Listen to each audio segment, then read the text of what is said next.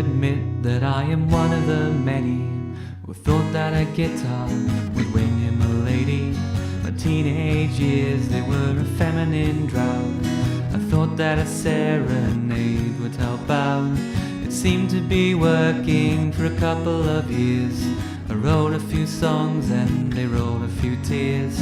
When I in my 20s ran out of steam, I seemed to be suffering from romantic fatigue. And I never know which song I should play her.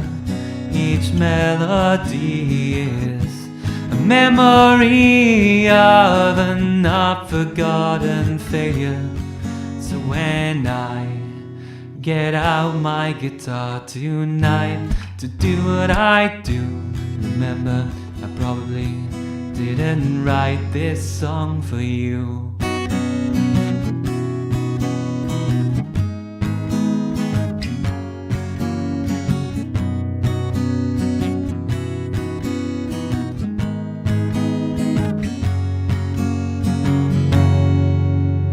So as I have mentioned, the shelf life was short. The scheme wasn't working, despite what I thought. The ladies all left me alone in the end, so I had to switch all the names around and then sing it again. Every lifelong love and every best friend slipped away into the past.